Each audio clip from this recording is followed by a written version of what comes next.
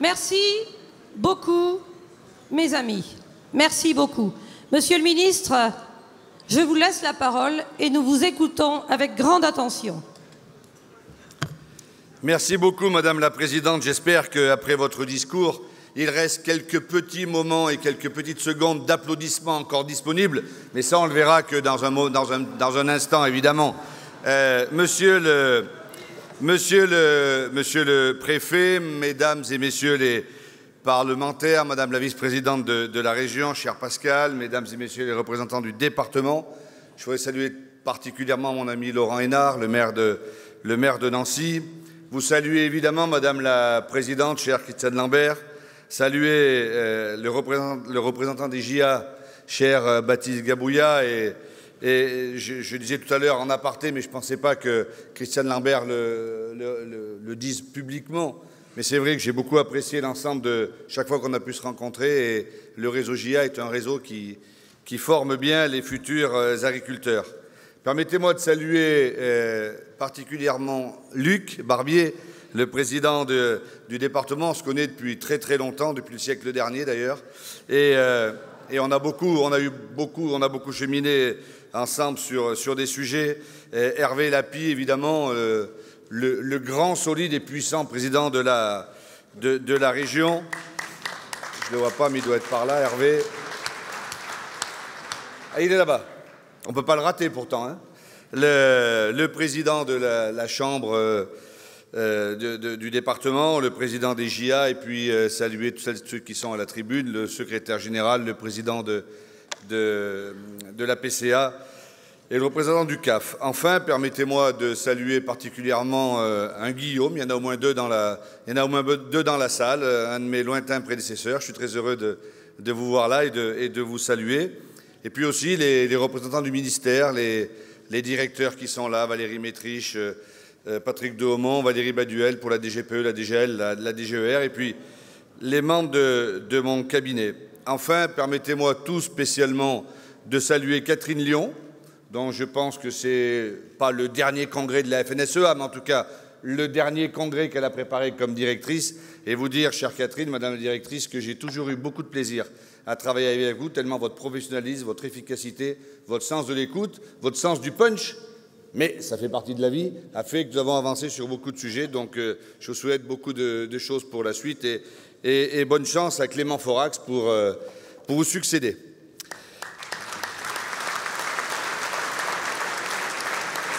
Madame la Présidente, permettez-moi d'abord de vous féliciter.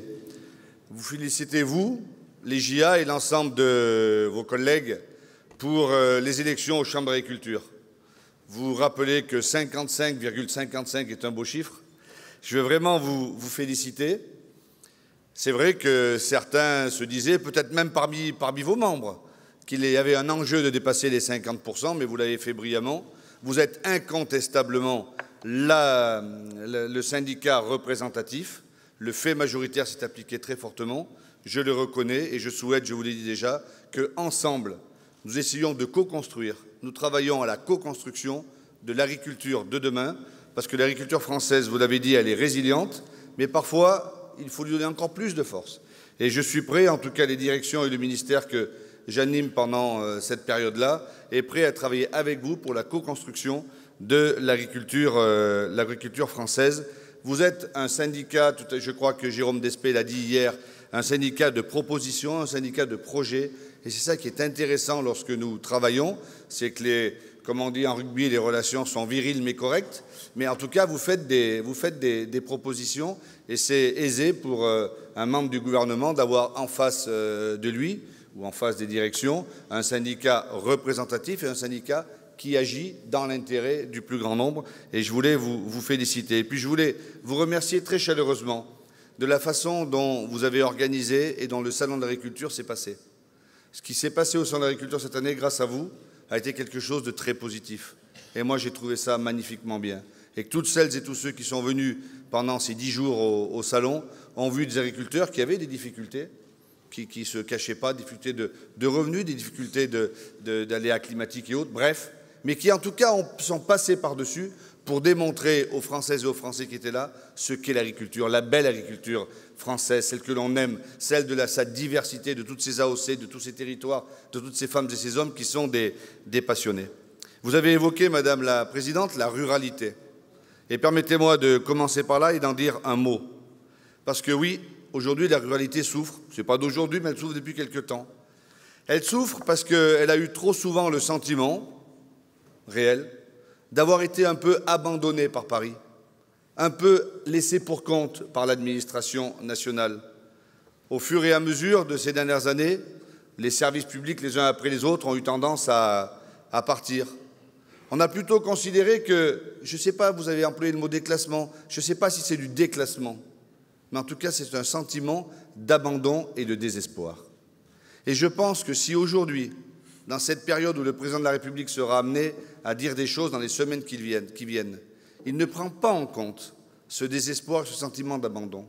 Si on n'arrive pas à mettre en place une réconciliation entre l'urbain et le rural, entre l'agriculture et la société, entre l'agriculteur et le citoyen, alors je pense que oui, réellement, ce sentiment-là de déclassement, ce fossé, cet abîme entre Paris et la province sera tellement fort que je pense que nous aurons beaucoup de mal à le résorber. Et c'est la raison pour laquelle je me bats tous les jours pour faire en sorte que cette réconciliation ait lieu, parce que j'ai déjà eu l'occasion de le dire, mais moi, je n'habite pas dans la France périphérique.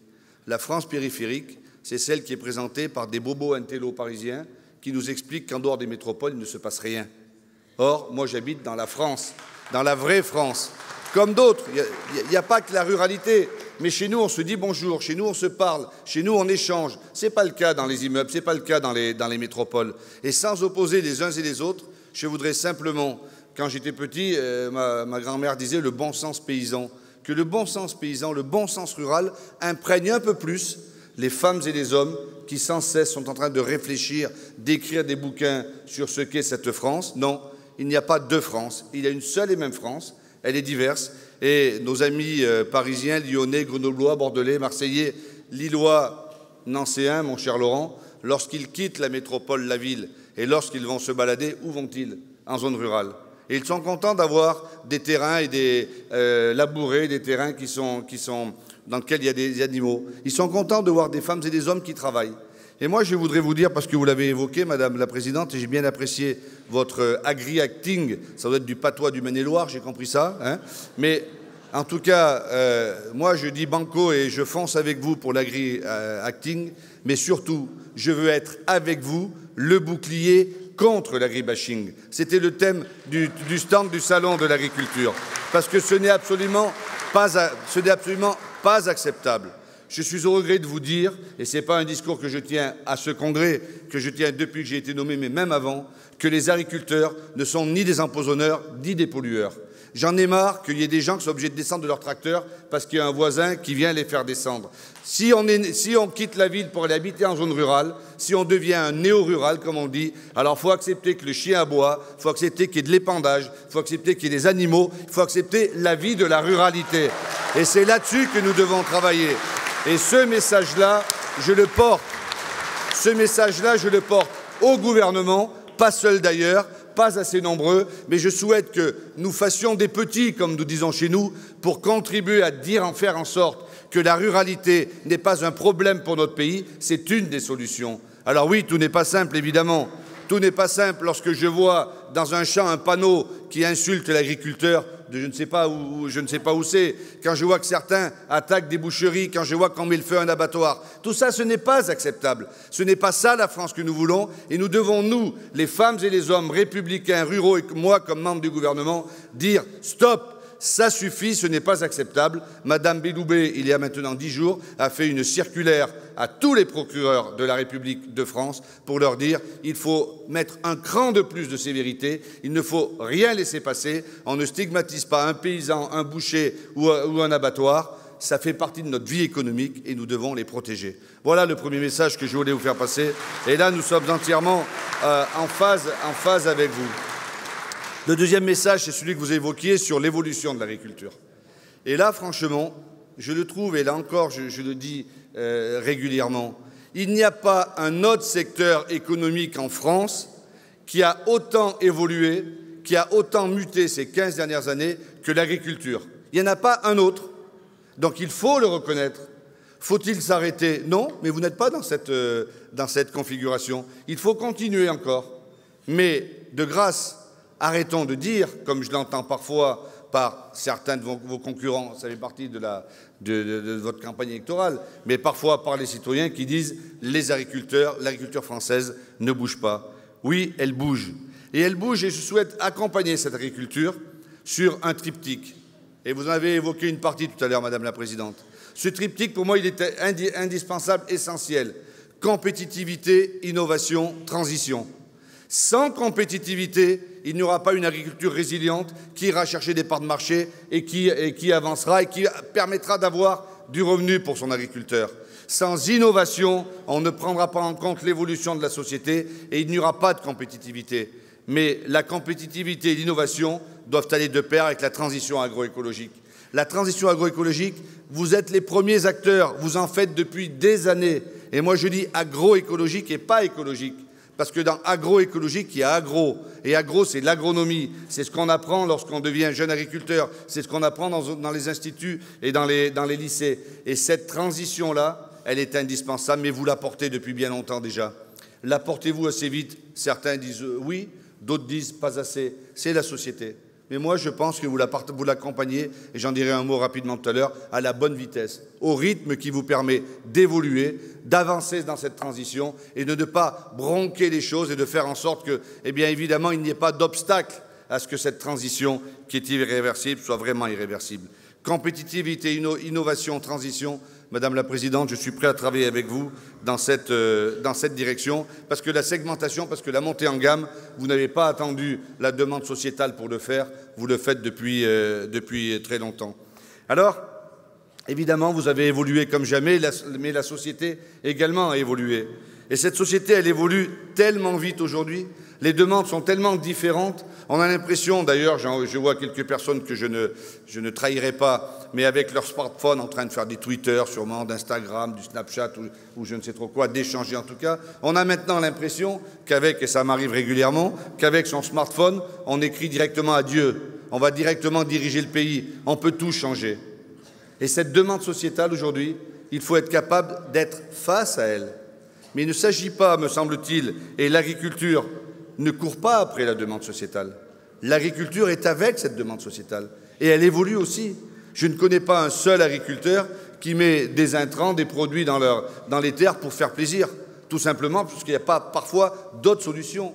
Mais comme vous l'avez cité tout à l'heure, Madame la Présidente, quand j'étais par exemple au congrès à Beauvais, et c'était le congrès de la GPB, pardon, j'avais un trou de mémoire. La GPB, et quand la GPB dit nous passons à HVE, quand vous faites le contrat de solution, quand en viticulture on avance dans cette direction, quand toutes les filières avancent comme cela, eh bien, il faut le mettre en avant, il faut communiquer, il faut dire à nos concitoyens, regardez, nous ne sommes pas en retard, nous sommes en phase avec ce que vous souhaitez. Parce que oui, l'agriculture française, beaucoup nous l'envient, mais ce qu'on nous envie encore plus, c'est notre alimentation qui est saine, qui est sûre, qui est durable, vous l'avez dit tout à l'heure, et cette alimentation-là, soyons-en fiers, qu'elle soit industrielle ou pas, que ce soit en circuit court, produit par des circuits courts ou par des circuits plus longs, elle est formidable, disons-le.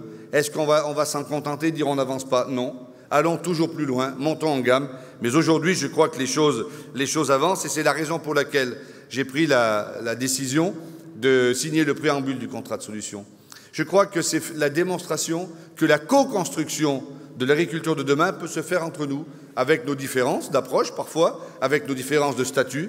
Vous êtes des militants syndicaux, vous êtes des agriculteurs, je n'en suis pas un, je suis là pour essayer de tracer quelques perspectives modestement, mais ce contrat de solution, c'est la démonstration pour la société tout entière, mais surtout pour les agriculteurs eux-mêmes, qu'ils peuvent avoir, que vous pouvez avoir confiance en vous, parce que l'évolution, le travail que vous faites, fait que demain, cette transition agroécologique, non seulement elle sera irréversible, mais toutes les filières l'auront prise. Et tout à l'heure, il y a une personne qui est entrée dans la salle qui n'avait pas forcément les mêmes points de vue que vous sur le glyphosate, et vraisemblablement que moi, puisque j'ai cru qu'elle m'interpellait. Mais faisons fi de tous ces sujets. Le président de la République l'a dit, nous allons aller de l'avant. Et nous allons sortir du glyphosate dans les 3 ans. Je sais que ça ne fait pas plaisir à tout le monde, mais nous ne laisserons personne sans solution. Et je veux le redire ce matin ou maintenant cet après-midi devant vous. Mais plus que le glyphosate, il faut sortir de la dépendance aux produits phytopharmaceutiques. Et c'est ce que vous faites tous, dans toutes les filières, dans toutes les associations spécialisées. Oui, mais vous pouvez siffler, mais vous le faites toutes et tous. J'ai rencontré toutes les fédérations, toutes les associations spécialisées. J'ai vu tous les plans de filière. Et dans tous les plans de filière, vous l'avez écrit. Donc, ne faisons pas de bataille entre nous là-dessus. Avançons, avançons, mais... Tout à l'heure, la présidente l'a dit, je ne souhaite pas que cette avancée se fasse en mettant à mal la compétitivité d'une filière ou mettant à mal une filière tout entière. Et c'est ça l'équilibre que nous devons prendre aujourd'hui et que nous avons essayé de faire. Alors la France, je vais le plus vite possible, hein, j'en suis désolé, la France est un magnifique pays de 66 millions d'habitants. Enfin, ça serait curieux de penser que la France on est une île déserte. On est en Europe et dans le monde. Vous avez dit, Madame la Présidente, que vous aviez les pieds sur terre. Et ça, pour vous voir quasiment, pas tous les jours, parce que je ne veux pas qu'il se crée quelque chose de... Enfin, pour vous voir très souvent, je sais vraiment que vous avez les pieds sur terre et puis vraiment sur terre. Mais nous ne sommes pas seuls au monde. Nous ne sommes pas seuls au monde. Et tout à l'heure, vous avez évoqué des traités. Et là encore, je voudrais tordre le cou à des choses qui sont dites. Non, il n'y aura pas d'entrée de bœuf aux hormones, de poulet aux antibiotiques, je ne sais trop quoi, en France. Non. Ce qu'a dit le président de la République, c'est la réalité. Il y en a zéro qui rentre, y compris dans le CETA. Ou alors, si vous en trouvez, c'est qu'il peut y avoir une fraude et il faut le signaler immédiatement. Et le Mercosur ne sera pas signé. Parce que le Mercosur ne peut pas être signé, parce que les standards du Brésil, de l'Argentine ne correspondent pas à ce que nous souhaitons et aux standards européens. Je peux vous l'affirmer tranquillement devant vous. C'est une réalité. Et donc, à partir de là, nous avons besoin, nous la France, en Europe, et donc nous l'Europe dans le monde, de monter ensemble en standard. Parce qu'il ne s'agit pas de se dire nous n'accepterons pas ce qui vient d'Argentine parce qu'il y a des OGM, nous n'acceptons pas. Bref. Et puis se dire, nous faisons une clause de sauvegarde, nous enlevons un produit en France, mais le même produit traité, la même production traitée avec ce même produit vient d'Espagne et on la retrouve sur les marchés chez nous. Ça, ce n'est pas possible. Et c'est le travail que je mène pour les mois qui viennent dans la future PAC, parce qu'aujourd'hui, il y a trop de disparités, il y a trop de dumping qui est fait entre les pays européens, et c'est un travail que nous devons mener. Ça vient de loin.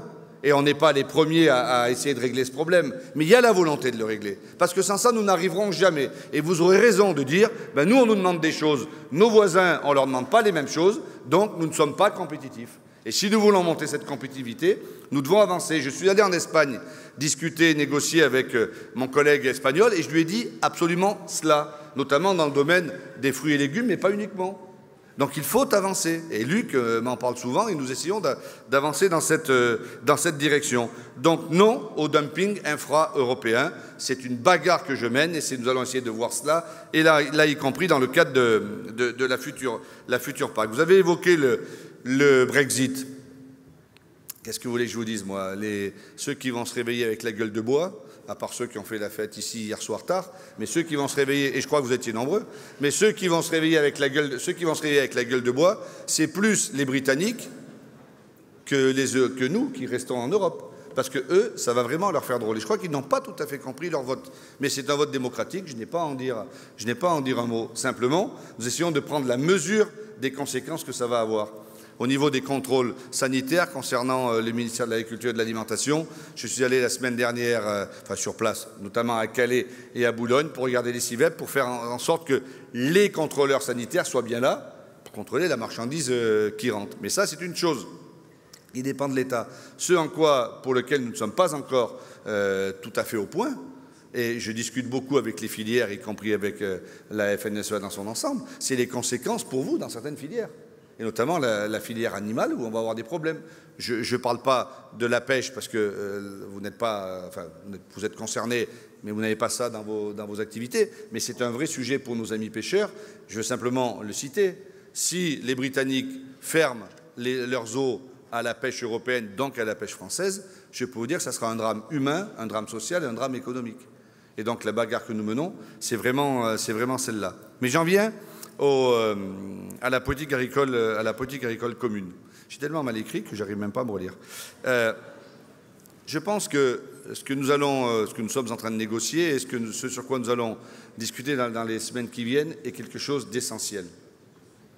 Quelle agriculture voulons-nous et sommes-nous capables que cette agriculture soit reprise par la plupart des pays européens? Pour l'instant, nous avons un groupe de 20 pays européens sur les 27 maintenant qui tient à peu près debout. Nous avons une difficulté, je dois le dire ici, c'est la position de l'Allemagne qui semble évoluer. Or, notre position, elle est claire. Nous sommes sur la même ligne que ce que vous avez évoqué tout à l'heure.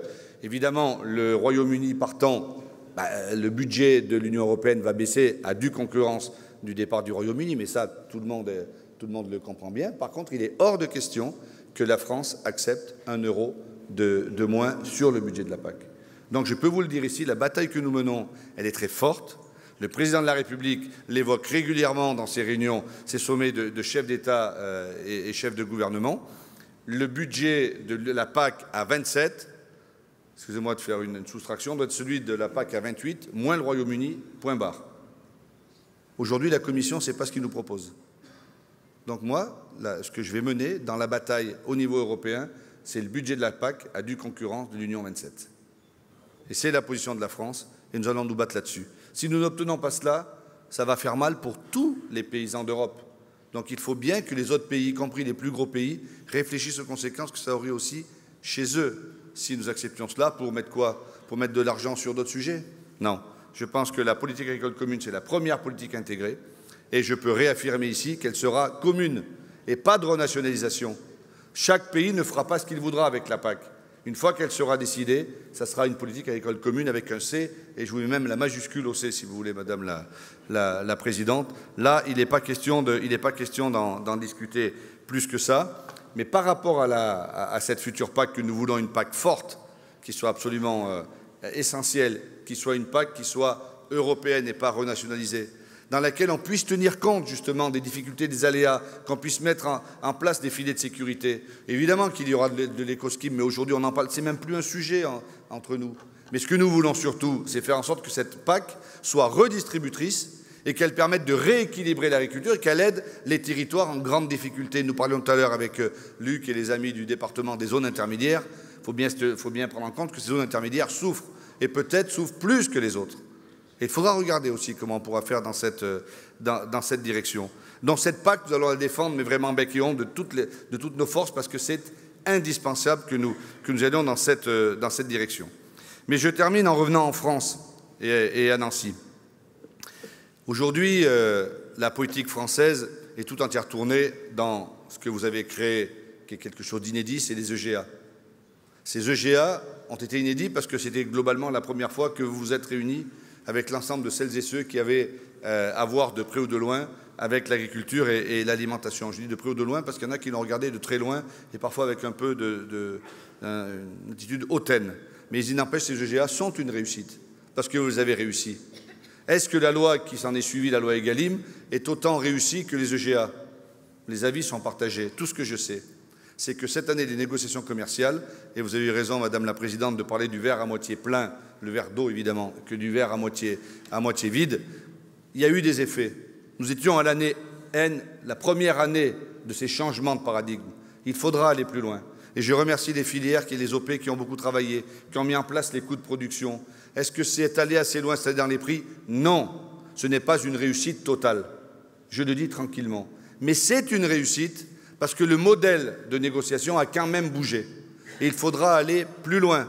Il faudra dire très clairement aux représentants des industries et de la grande distribution qu'il faudra aller plus loin. Parce que l'objectif, c'était quoi?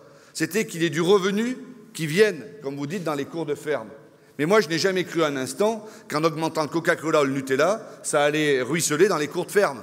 Je n'ai jamais compris comment ça pouvait se faire comme cela. Par contre, ce que je sais, c'est que si on arrive à imposer les coûts de production, quitte à ce qu'on les fasse sur 2 ans ou 3 ans, enfin, ça se négocie, j'ai vu avec l'ensemble de vos présidents d'ASP. Si on arrive à faire cela, alors oui, il y aura du revenu pour les agriculteurs. Et c'est bien la première chose qui est essentielle.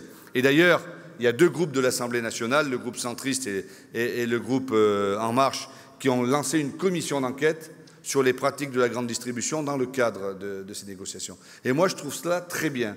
Non pas pour montrer du doigt les grandes surfaces, les distributeurs, ce n'est pas ça le sujet, mais pour faire la transparence la plus totale et pour que les Françaises et les Français sachent de quoi ils retournent. Parce que franchement, il n'y a pas un Français qui sait ce que c'est un box de négociation, qui sait que c'est du 1er décembre au 28 février, on négocie des prix des dents. Personne ne le sait.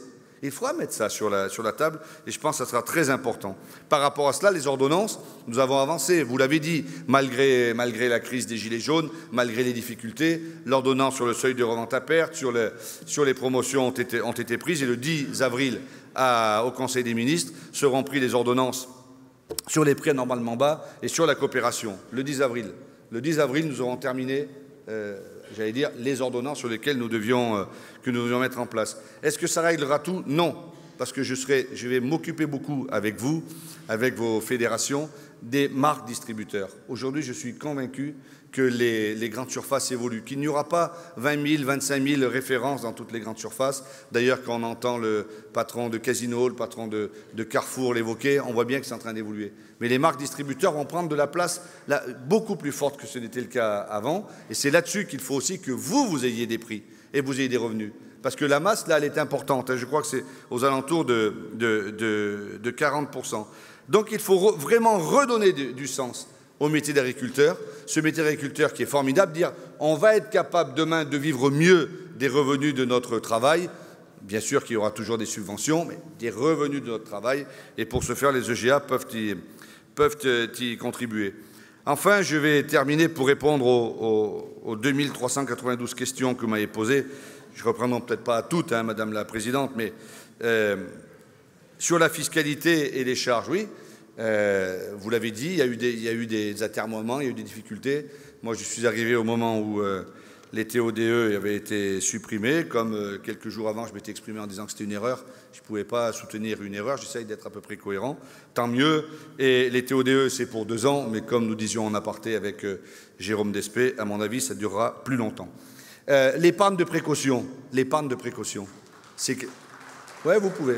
Ça restera. L'épargne de précaution, bien sûr qu'elle tombe à un moment difficile. J'ai rencontré beaucoup de vos collègues au salon ou ailleurs en disant ben, « Vous êtes gentils, vous mettez l'épargne de précaution, mais nous, on est comme ça, on n'a pas de revenus, on n'arrive pas. Qu'est-ce que vous voulez qu'on fasse d'épargne de précaution ?» Bien sûr que c'est difficile pour certains d'entre vous, mais c'était un engagement que vous aviez porté, un engagement qui a été repris par l'exécutif et par le Parlement. Tant mieux, c'est une chose qui va rester, bien sûr qu'elle va rester. Vous posiez la question tout à l'heure, on ne va pas l'année prochaine dire on arrête l'épargne de précaution, elle va rester. Et donc, charge aux agriculteurs, à ceux qui pourront le faire. Un mot sur la TVA à 0% pour le bio, sur le bio. Je ne vais pas à nouveau dire que je partage, parce qu'on ne va pas tout partager, ne vous inquiétez pas. Parce qu'à un moment, ça va. Mais c'est une hérésie fiscale et une hérésie sociale. J'y suis très opposé à la TVA à 0% sur le bio. Qui peut croire que TVA à 0% sur le bio, ça reviendra chez l'agriculteur, ça reviendra chez le producteur? Personne. Ça reviendra chez le distributeur. Donc une TVA à 0%, ça n'enrichira pas du tout les agriculteurs, mais ça pourra enrichir le distributeur. Donc ce n'est pas ça le sujet. Il faut s'engager à ce que ce ne soit pas le cas aujourd'hui, et je vais le faire évidemment. Sur le foncier, il y a une loi foncière qui va sortir. C'est un projet de loi. Moi, la position que j'ai prise, que le gouvernement a prise et que je vous ai proposée, c'est de se dire, il y a beaucoup de secteurs, la FNSAFER évidemment, mais les syndicats, les organisations, etc., qui ont des idées sur le foncier. JA, évidemment, a beaucoup travaillé sur le sujet. On a parlé l'autre jour avec le président de la PCA. Eh bien, banco, donnez-moi, faites-nous remonter les idées que vous avez sur le foncier. On sait qu'il y a un sujet d'installation, on sait qu'il y a un sujet de transmission, on sait qu'il y a un sujet de coût des terres. Il faut arrêter cette artificialisation qui est beaucoup trop forte. Et puis il faut arrêter ces préemptions qui sont faites par des puissances étrangères ou je ne sais trop quoi, qui déstabilisent tout. Donc on va travailler sur ce sujet. Et je veux le dire, je pense qu'il y a des représentants de nos départements d'outre-mer ici.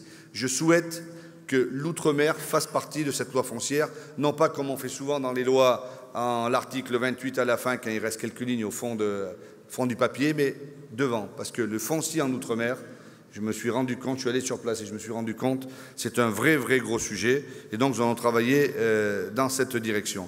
Sur l'énergie, je vais très vite. Ma position, vous la connaissez, c'est 10 et pas 7. Aujourd'hui, on fait 3. Donc, le président de la République m'a dit qu'il s'engageait à ce qu'on remonte la part du biogaz à 10% à l'échéance 2030. C'était retombé à 7%. Je continue à vous dire que je suis favorable à 10% et que je pousserai à 10%, qu'il faut développer le biométhane, qu'il faut développer la méthanisation. Nous avons beaucoup parlé au Salon, vous avez signé des conventions et nous allons aller dans cette direction. Le grand plan d'investissement de 5 milliards, il vous tend les bras. Nous avons essayé avec le plan Juncker de faire revenir encore de l'argent dans notre pays, un certain nombre de projets. Utilisez-le, utilisez les drafts, utilisez les préfets. Et donc le grand plan d'investissement, il ne demande qu'à servir de prêt ou pour investir. Sur la restauration collective, évidemment, mais évidemment que l'enjeu, ce n'est pas de faire en sorte de faire de la distorsion là encore, mais il faut bien mettre des barrières, c'est 50% de psycho ou de bio. La vraie question qu'il y a au niveau de la restauration collective, c'est le coût matière qui est réservé au repas. Et ce coût matière, à un moment, les élus, je l'ai été pendant de très longues années, et je sais les avancées exemplaires qui sont faites, notamment à Nancy, nous en avons parlé avec Laurent Hénard récemment, mais le coût matière doit augmenter. Parce que si on reste un coût matière aussi bas, alors on ne pourra pas. On mange bien dans notre restauration collective, mais on ne pourra pas vraiment améliorer les choses. Et deuxièmement, je ne voudrais pas que l'on se contente de la restauration scolaire qui, en juillet, en août, là où il y a beaucoup de produits agricoles, en juillet, en août, il n'y a pas d'école, mais que l'on travaille sur la restauration dans les EHPAD et dans les hôpitaux. On ne peut pas continuer à manger aussi mal dans les hôpitaux de notre pays, ce n'est pas possible. Alors, il y a des raisons, je me les suis fait expliquer, mais il faut que nous travaillions dans cette direction et nous avons mis un groupe de travail en place et nous allons le faire. Alors, il paraît que je suis attendu sur l'eau, sur les ZNT, sur le prédateur. Bon, sur d'autres choses aussi, évidemment. Bon. Sur l'eau, moi, je vais vous dire très tranquillement ce que j'ai déjà dit à votre présidente, mais elle fait du teasing. Là aussi, c'est du patois du Maine-et-Loire. Je me suis exprimé sur le sujet. J'ai obtenu l'arbitrage du Premier ministre et du gouvernement. Nous allons réouvrir le dossier du stockage de l'eau. C'est décidé, c'est décidé. Attendez, ne vous réjouissez pas trop vite. On n'a pas encore tout obtenu. Je suis honnête. Nous allons le réouvrir. C'est fait, c'est décidé, c'est parti. Moi, je me suis exprimé déjà un nombre de fois incalculable. On ne peut pas regarder l'eau tomber pendant 6 mois et la chercher les 6 autres mois de l'année. Ce n'est pas possible. Donc, nous allons mettre en place des retenues d'eau, des retenues collinaires, etc., peu importe, à condition que ce soit des projets de territoire, évidemment, à condition que ce soit accepté par les riverains, les associations, les élus.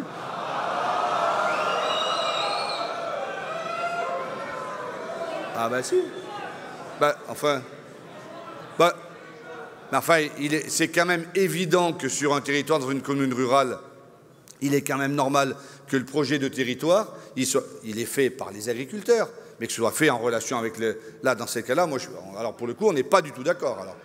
Alors dans ces cas-là, on n'est pas du tout d'accord, mais je pense que c'est normal que cette acceptabilité-là, pour la faire avancer, il faut que ce soit fait en relation avec les élus de la commune, quand même. Bon, ben oui. Mais enfin, c'est quoi le débat? Oui, mais j'y viens. Non, mais attendez. Bon, là-dessus, on peut ne pas être d'accord, mais en tout cas, ça sera, mais c'est déjà leur cas, sur un projet de territoire. Et nous allons avancer sur les multi-usages financés par les agences de l'eau sans problème et sur réservés à l'agriculture au-delà de la substitution. Voilà où nous en sommes aujourd'hui dans la discussion. Vous voyez bien que ce n'est pas encore arrêté tout cela. Donc, vu le nombre de sifflets, j'ai compris que je m'étais peut-être mal exprimé ou alors je m'étais bien exprimé, nous n'étions pas d'accord. Donc nous allons continuer à travailler avec la FNSEA et avec d'autres pour avancer dans cette direction. Je pensais que ça vous ferait plaisir. Bon, on va voir. On verra. Non mais peut mieux faire, on va essayer de mieux faire. Sur... Ah, ouais, je ne peux rien faire pour vous, monsieur, là. Ah, non. Et alors, sur le prédateur, là encore, je pense qu'on est à un niveau où on va beaucoup bouger les choses. Dans les jours qui viennent, le préfet Mayos, qui est le préfet en charge du loup, va annoncer qu'il y a plus de 500 loups en France. Nous, ça fait longtemps qu'on sait qu'il y en a plus de 500, mais enfin les autorités, très longtemps, mais enfin les autorités ne l'avaient encore jamais dit, ça va être dit pour la première fois cette année. Donc nous considérons que le loup n'est plus une espèce en voie de disparition, n'est plus une espèce en voie de dépeuplement, et ça nous ouvre des objectifs. Lors du Conseil des ministres de l'Agriculture à Bruxelles, j'ai réuni, il y avait 10 pays, pour travailler sur faire bouger le guide interprétatif des espèces en voie de disparition. Moi, je veux attaquer le dossier également par l'Europe. Ça n'a jamais été fait. Je ne sais pas si nous y arriverons. On ne va pas se voiler la face. La présidente disait tout à l'heure, tout le monde dit c'est de la faute à l'Europe, c'est de la faute à l'Europe. Non. L'Europe, elle est certes dirigée par des technocrates et par une commission, mais il y a aussi des ministres, il y a aussi des présidents de la République, des chefs d'État et de gouvernement qui font le boulot et qui doivent prendre des décisions. Et donc, il y aura des décisions sur le prédateur. Ce que je sais, c'est qu'il n'y a pas un avis unanime sur le sujet, dans la mesure où il y a des éleveurs qui ne sont pas chasseurs et qui n'ont pas forcément envie d'aller prélever, comme on dit pudiquement, les loups. Mais nous allons avancer dès cette année, parce que j'ai trop vécu cela lorsque j'étais élu et je vois trop cela dans la Drôme. Et maintenant, en Meurthe-et-Moselle, il paraît qu'il y a un seul loup qui a fait 450 attaques cette année. Et Madame la Présidente, non, le gouvernement ne se contente pas de dire on est tranquille, on donne 30 millions d'euros et terminé. Non. Je préférais que les 30 millions d'euros, on ne les donne pas à l'indemnisation des éleveurs, mais on les donne pour autre chose, pour le développement économique de l'agriculture. Donc faites-moi confiance. Enfin non, faites-moi pas confiance, mais je vais y aller dans cette direction. Il ne faut jamais faire confiance à un homme politique. Vous savez, les promesses n'engagent que ceux qui les reçoivent. Mais on va y aller, et on va y aller, et on va aller loin. Sur les ZNT, nous restons à la situation sur laquelle nous étions là. Il y a des accords locaux et nous devons tenir compte des spécificités locales. Ce n'est pas la même chose si on a des hectares de maïs à côté ou si on a des vergers. Donc nous en restons à la position telle que nous en sommes aujourd'hui. Voilà ce que je voulais vous dire. Un mot sur la PPA. Nous allons cet après-midi avec vos représentants départementaux au nord du département pour évoquer cela. Merci des mots que vous avez eus tout à l'heure. Je pense que nous avons bien travaillé sur ce sujet. Je veux vraiment remercier Guillaume Rouet, Paul Offray, l'INAPOR et la FNP. Je veux remercier les services de l'État. Je veux remercier toutes celles et tous ceux qui nous ont aidés à faire cette mobilisation générale. Nous sommes passés près de la catastrophe. Ce n'est pas encore gagné, mais on touche du bois et parfois il faut avoir un peu de chance. Je pense que du côté Meuse-Ardennes, je vois mon ami Franck Menonville qui est là, nous en sommes beaucoup vus avec Pascal Gaillot, les choses sont tenues. Il faut maintenant bien vérifier que nous les tenons ici, à Meurthe-et-Moselle. Si c'est le cas, je pense que nous aurons à peu près réussi notre affaire. Mais, Madame la Présidente, il ne nous a pas échappé que le président Xi Jinping, dans son intervention lundi au Palais de l'Élysée, j'étais pour signer les accords sur la volaille notamment, le président Xi Jinping a évoqué la régionalisation. Ça faisait des années que nous battions là-dessus, des années que Guillaume Rouet, je ne sais pas s'il est là, va en Chine. Il est d'ailleurs parfois plus en Chine qu'en Bretagne, mais enfin ça, il fait le travail.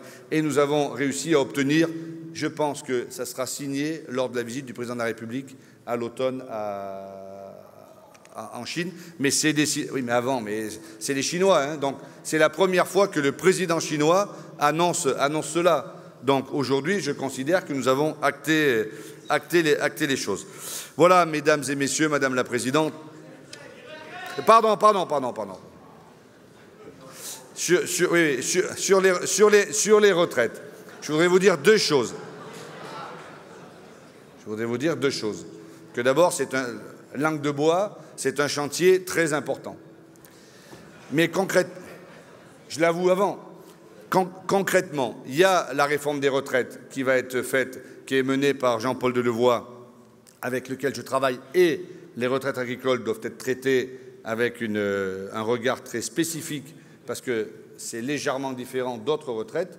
Mais en dehors de cela, je suis en train de me bagarrer, je n'ai pas encore l'arbitrage, je vous dis franchement les choses, on parle du stock et du flux, hein, pour ceux qui sont là actuellement. Moi, je partage cet avis. Je l'ai voté comme sénateur. Donc je ne peux pas être contre ce que j'ai voté comme sénateur. Je ne suis pas totalement encore, ça peut m'arriver, mais pas totalement schizophrène. Donc je suis favorable à ce que pour les retraités actuels, on fasse augmenter la retraite jusqu'à 85%, Bon, on va voir les. Je suis favorable. Donc je me bats pour le faire là-dedans. Nonobstant et différemment de la réforme des retraites globales, qui va concerner tous les autres. Mais moi, je souhaite, je demande que l'on traite les retraités actuels, parce qu'aujourd'hui, moi j'ai vu avec quoi est mort mon père, c'est pas possible, ce n'est absolument pas possible d'avoir des retraites si faibles pour des gens qui ont travaillé toute leur vie. Donc c'est un lieu commun de dire ça.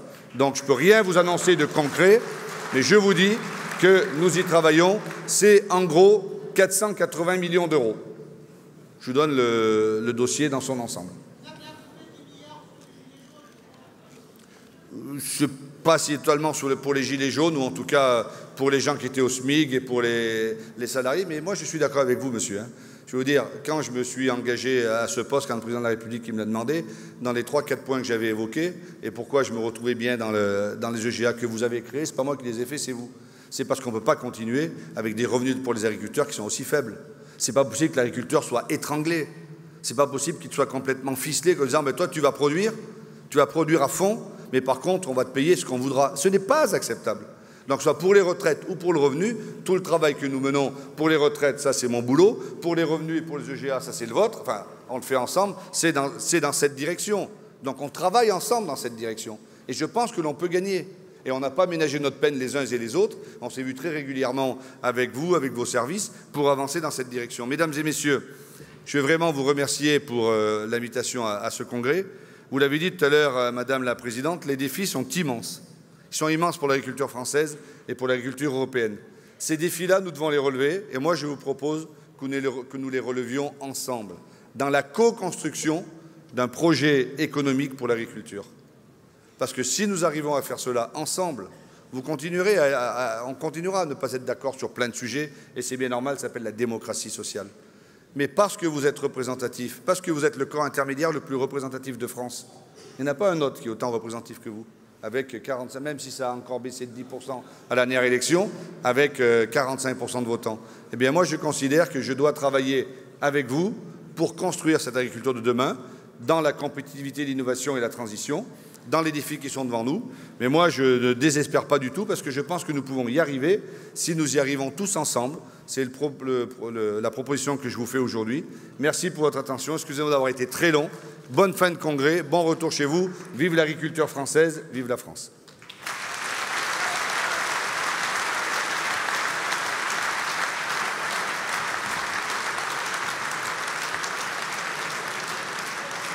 Merci. Merci, Monsieur le Ministre. Vous voyez qu'il en restait des applaudissements. En plus, vous savez très bien aller les cueillir. Là, c'est vous.